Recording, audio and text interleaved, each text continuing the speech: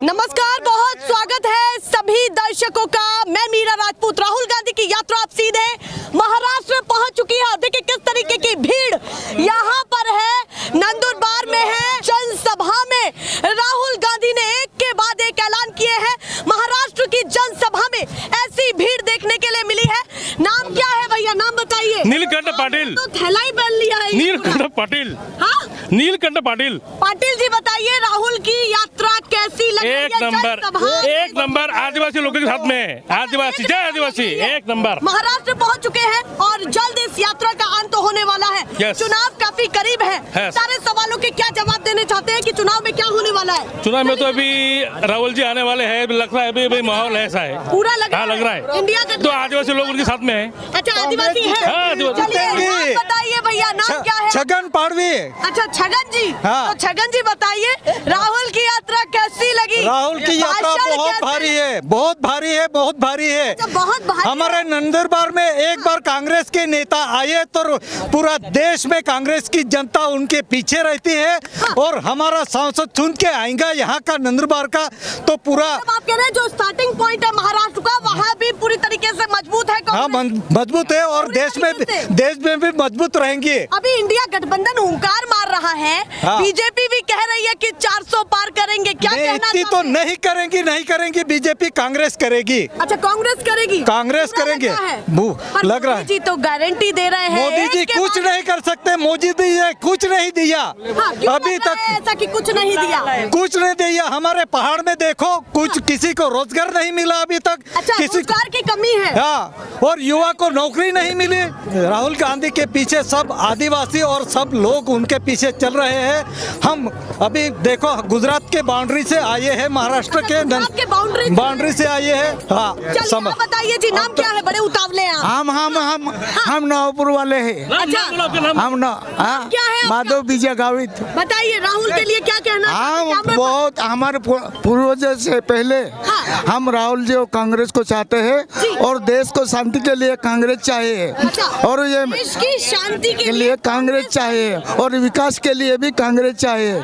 सबके लिए कांग्रेस। ही विकास अरे सब तो विकास का काम कांग्रेस ने किया है। हाँ। आश्रमशाला कांग्रेस ने दिया, शिक्षण सुविधा कांग्रेस ने, विमानतल कांग्रेस ने किया।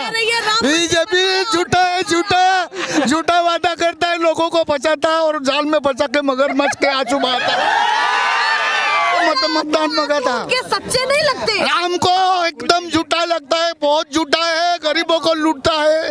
और तो आपके लिए कर रहे हैं, वो कह रहे हैं कि पूरा देश मेरा परिवार है। नहीं। बोलिए, आप बोलिए। गारंटी के बारे में बोल रही थे ना आप। हाँ। जो मोदी गारंटी की जाहिरात जो दे रही है, हाँ। जो आपकी मीडिया दिखा रही है सबको, हाँ। अरे वो गारंटी तो 70 साल पहले नेहरू जी की तरफ से ही चली आ रही है। जो धान के बारे में बोल रहे हैं कि हम रेशन बांट रहे हैं, क्या आपको रेशन नहीं मिल रहा है? पहले से मिल रहा है ना। तो ये झूठ बोलो लेकिन रट के बोलो। और जो अभी के जो सब कुछ नया है, कांग्रेस तो कुछ कर ही नहीं पाई। पूरा झूठा मोदी जो वादा है। कहता है वो पक्की गारंटी है। पूरा झूठा वादा है। नंदुरबार में तो एक चलो पंजा चलो। अच्छा, आपके क्षेत्र में यही चीज चलेगी। पंजा ही चलेगा। चलेगा। अगर कमल क्यों नहीं, कमल क्यों नहीं? अगर वो नहीं, थोड़ा सा बात अगर बैलेट पेपर पे चुनाव लेते हैं ना, तो कांग्रेस ही आएगा। अच्छा, अगर वो मशीन ईवीएम मशीन पे लेके जाएंगे ना, तो कमल ही खिलेगा। क्यों घपले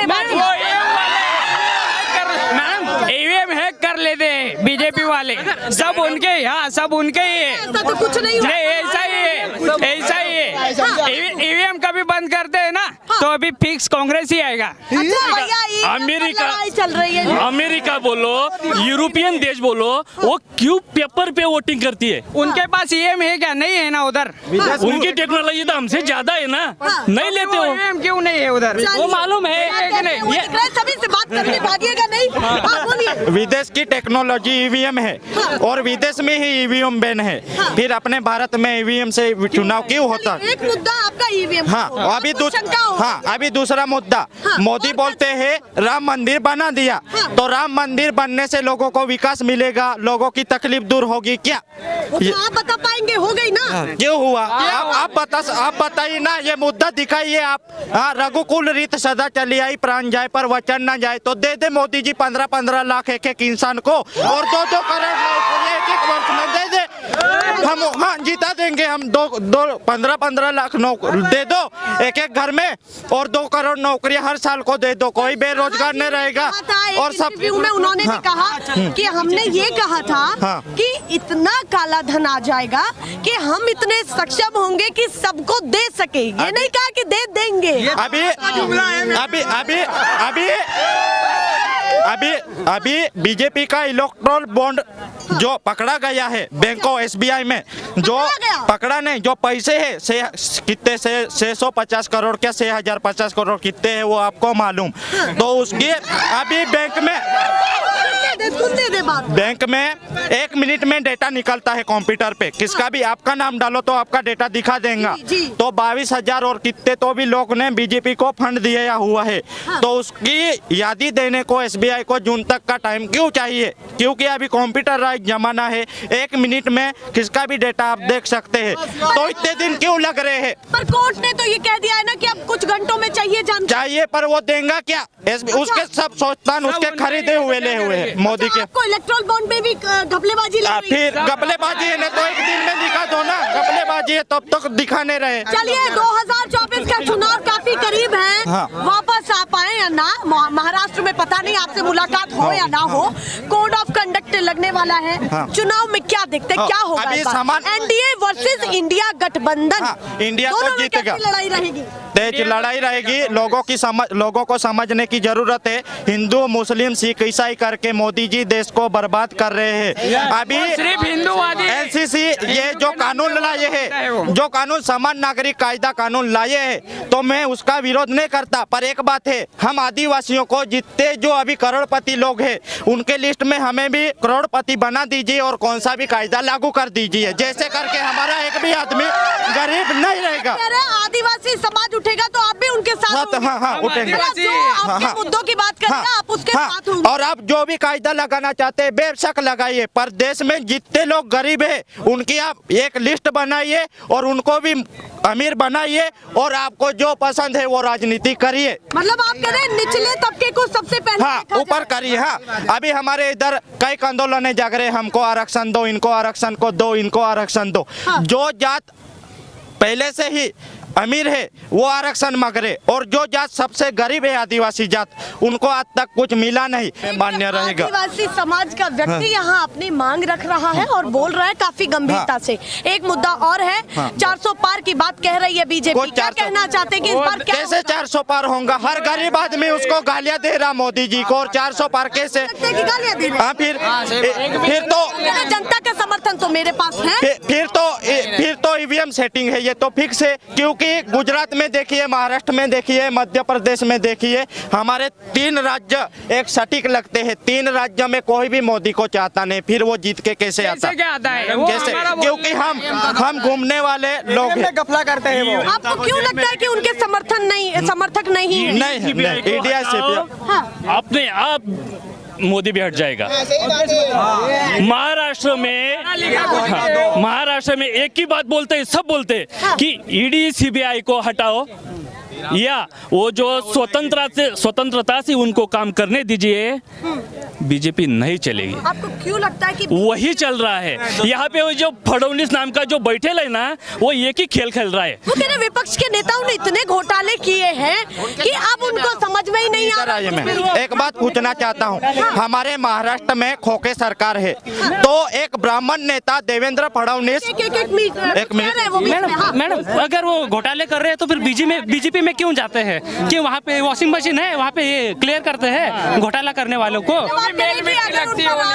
हाँ तो फिर क्यों ले रहे हैं बीजेपी में, क्यों ले रहे हैं उनको? एक सवाल उनका ये निकल करके सामने आया, अभी कुछ कह रहे थे आप बीच में, जल्दी से बताइए। देखो, हमारा राहुल गांधी है आदिवासी के लिए लिए वो एक नेता है। और आदिवासी जो जहाँ भी अनाज कमाता है, अनाज खेतों में आता है, वो सब किसको मालूम है? राहुल गांधी को मालूम है। अच्छा, ये नरेंद्र मोदी को कुछ नहीं मालूम।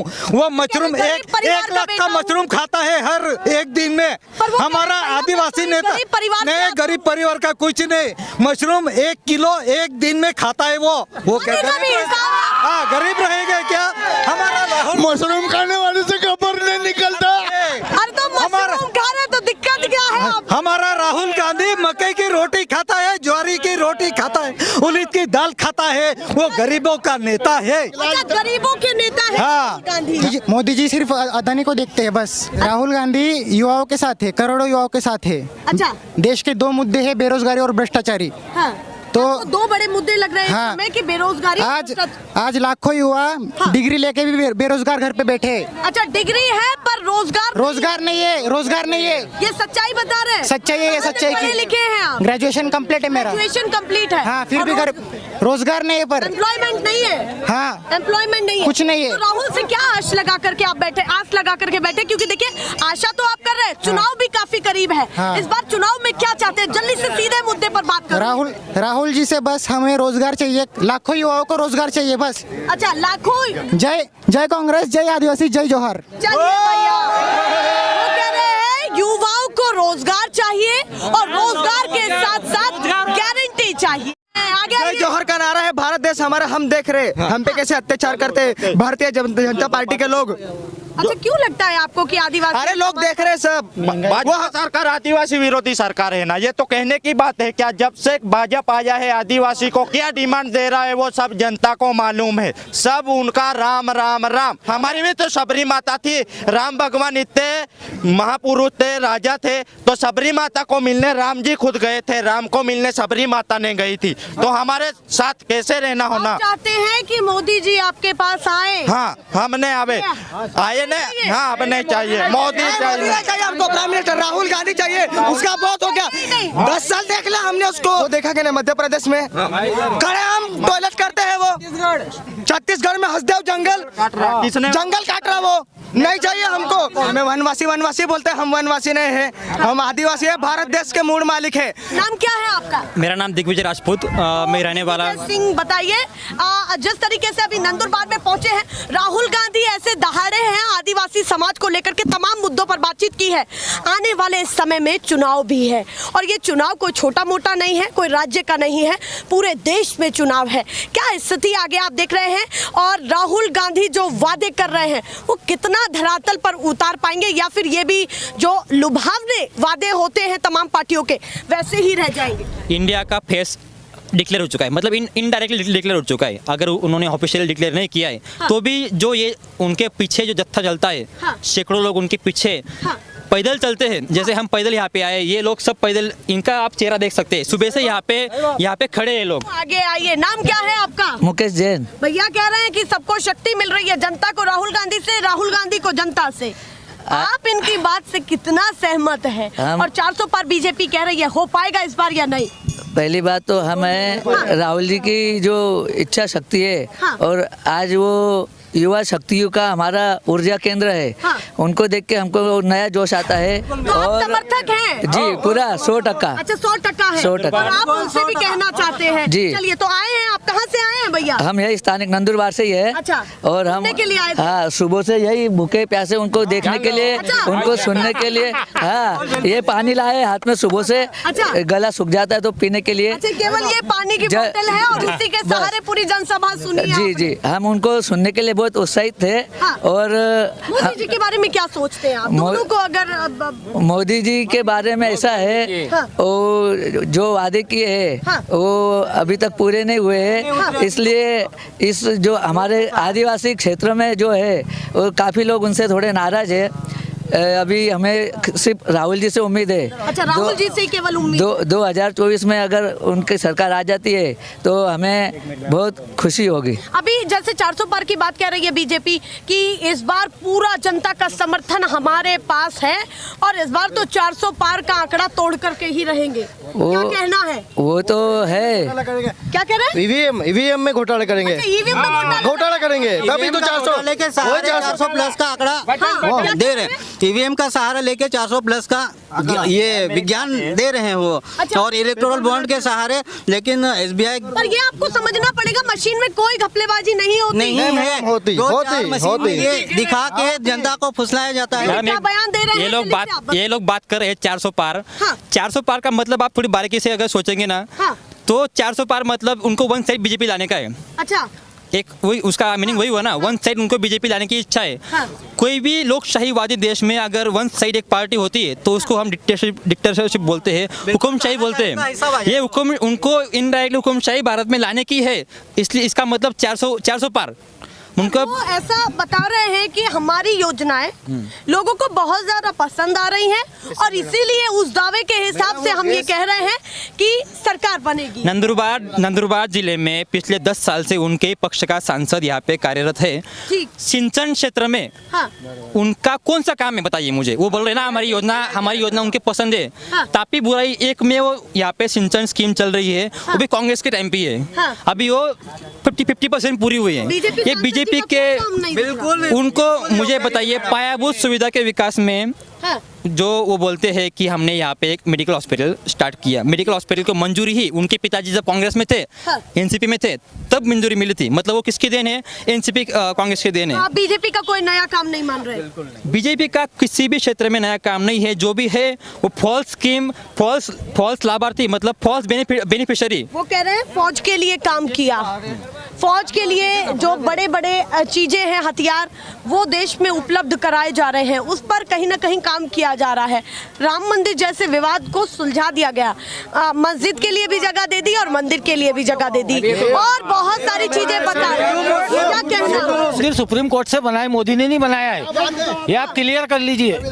हाँ, ये संविधान से बना है। बीजेपी की कोई भूमिका नहीं, बीजेपी की किसी तरह की सुप्रीम कोर्ट से बना है, सुप्रीम कोर्ट के आदेश से बना है, सुप्रीम कोर्ट के आदेश से बना है। अब बीजेपी कह रही है कि कांग्रेस तो कभी अपने शासनकाल में उस पर काम ही नहीं करवा पाई। हमारे शासनकाल में तुरंत ताला किसने खोला था?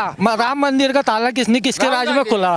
राजीव गांधी के टाइम में उसका ताला खुला है मैडम। सुप्रीम कोर्ट के आदेश से मंदिर बना है, उसका श्रेय आप मोदी को ना दे प्लीज। अभी आप चाहते हैं कि मोदी जी उसका श्रेय ना ले। अभी और जो मुद्दों पर बात कर रहे हैं वो महंगाई है मैडम, कितनी महंगाई है। अभी आप देखो ना कितनी महंगाई है। क्या कह रहे हैं? 200 रुपए में कुछ होता क्या? खाने को नहीं निकलता, इतना बड़ा परिवार लगाना पड़ता। 200 रुपए में क्या होता? राहुल गांधी को सुनने के लिए आए या फिर बुलाया गया है? हाँ, खुद सुनने के लिए आए हैं। सुबह से खाना नहीं खाया हमने। अच्छा, आपने भी खाना नहीं खाया। हम तो इतने दूर से आए, खापर हमने भी खाना खाए सुबह से, ऐसे पानी पे। अच्छा, पानी पर ही? हाँ। तो आज तो उपवास हो गया आपका। हाँ, अच्छा, भगवान दे देगा राहुल गांधी को, हमको भी दिलाएंगे अच्छे दिन। अच्छा, आपके अच्छे दिन आएंगे? हाँ, राहुल नहीं आया। क्यों नहीं आए अच्छे दिन? महंगाई है, महंगाई के हिसाब कहाँ अच्छे दिन आए? खाने को पैसा नहीं है, कौन से अच्छे दिन? महाराष्ट्र में सरकार कैसी चल रही है ये तो मोदी की देन है। ये सब जुमलेबाजी इधर उधर घुसा के ये सरकार बनाई है। सरकार पसंद नहीं है? बिल्कुल कहाँ पसंद है, बिल्कुल नहीं पसंद है। कहाँ चल रही है? ये मोदी सरकार की देन है कि ये सब गपला कर लिया सरकार ने।